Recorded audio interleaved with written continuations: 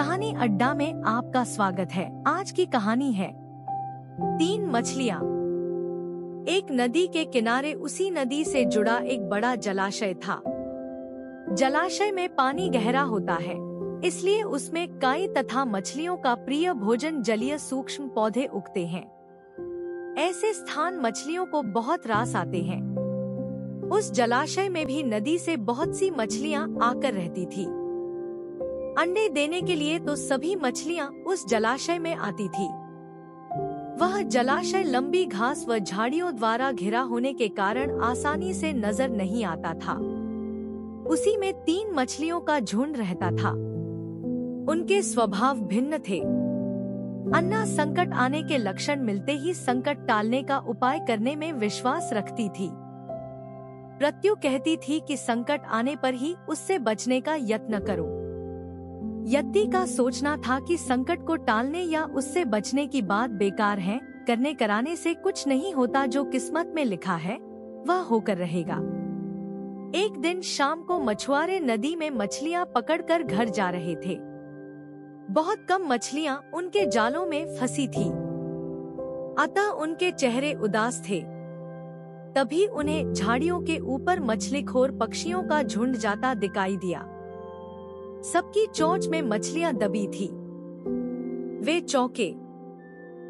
एक ने अनुमान लगाया, दोस्तों, लगता है झाड़ियों के पीछे नदी से जुड़ा जलाशय है, जहां इतनी सारी मछलियां पल रही हैं। मछुआरे पुलकित होकर झाड़ियों में से होकर जलाशय के तट पर आ निकले और ललचाई नजर से मछलियों को देखने लगे। एक मछुआरा बोला, आहा, इस जलाशय में तो मछलियां भरी पड़ी हैं। आज तक हमें इसका पता ही नहीं लगा। यहाँ हमें ढेर सारी मछलियां मिलेंगी। दूसरा बोला। तीसरे ने कहा, आज तो शाम घिरने वाली है, कल सुबह ही आकर यहाँ जाल डालेंगे।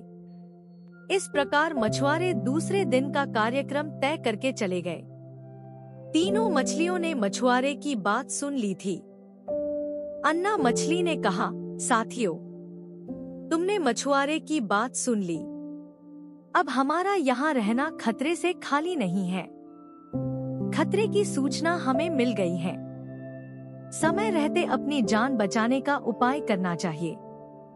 मैं तो अभी ही इस जलाशय को छोड़कर नहर के रास्ते नदी में जा रही हूँ। उसके बाद मछुआरे सुबह आए, जाल फेंके मेरी बला से। तब तक मैं तो बहुत दूर अटखेलियां कर रही होंगी। प्रत्यु मछली बोली, तुम्हें जाना है तो जाओ, मैं तो नहीं आ रही। अभी खतरा आया कहाँ है, जो इतना घबराने की जरूरत है। हो सकता है संकट आए ही न। उन मछुआरों का यहाँ आने का कार्यक्रम रद्द हो सकता है। हो सकता है रात को उनके जाल चूहे कुतर जाएं। हो सकता है उनकी बस्ती में आग लग जाए। भूचाल आकर उनके गांव को नष्ट कर सकता है, या रात को मूसलाधार वर्षा आ सकती है और बाढ़ में उनका गांव बह सकता है। इसलिए उनका आना निश्चित नहीं है। जब वह आएंगे तब की तब सोचेंगे। हो सकता है मैं उनके जाल में ही न फंसूं। यद्दी ने अपनी भाग्यवादी बात कही, भागने से कुछ नहीं होने का। मछुआरों को आना है तो वह आएंगे। हमें जाल में फंसना है तो हम फंसेंगे। किस्मत में मरना ही लिखा है तो क्या किया जा सकता है। इस प्रकार अन्ना तो उसी समय वहाँ से चली गई। प्रत्यु और यद्दी जलाशय में ही रही। भोर हुई तो मछुआरे अपने जाल को लेकर आए और लगे जलाशय में जाल फेंकने और मछलियां पकड़ने। प्रत्यु ने संकट को आए देखा तो लगी जान बचाने के उपाय सोचने। उसका दिमाग तेजी से काम करने लगा। आसपास छिपने के लिए कोई खोखली जगह भी नहीं थी।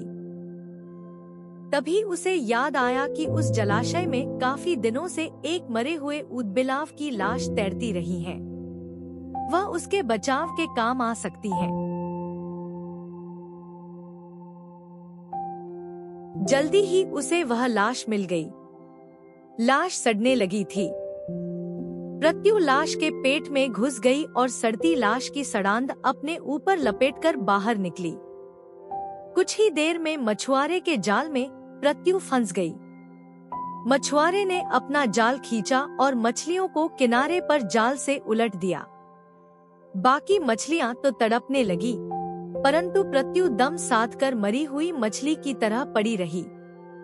मछुआरे को सड़ांध का भपका लगा तो मछलियों को देखने लगा। उसने निश्चल पड़ी प्रत्यु को उठाया और सूंघा। आख, यह तो कई दिनों की मरी मछली है, सड़ चुकी है। ऐसे बड़बड़ाकर बुरा सा मुंह बनाकर उस मछुआरे ने प्रत्यु को जलाशय में फेंक दिया। प्रत्यु अपनी बुद्धि का प्रयोग कर संकट से बच निकलने में सफल हो गई थी। पानी में गिरते ही उसने गोता लगाया और सुरक्षित गहराई में पहुंचकर जान की खैर मनाई। यद्दी भी दूसरे मछुआरे के जाल में फंस गई थी और एक टोकरे में डाल दी गई थी। भाग्य के भरोसे बैठी रहने वाली यद्दी ने उसी टोकरी में अन्य मछलियों की तरह तड़प तड़प कर प्राण त्याग दिए। सीख, भाग्य भी उन्हीं का साथ देता है जो कर्म में विश्वास रखते हैं और कर्म को प्रधान मानते हैं। भाग्य के भरोसे हाथ पर हाथ रखकर बैठे रहने वाले का विनाश निश्चित है। धन्यवाद।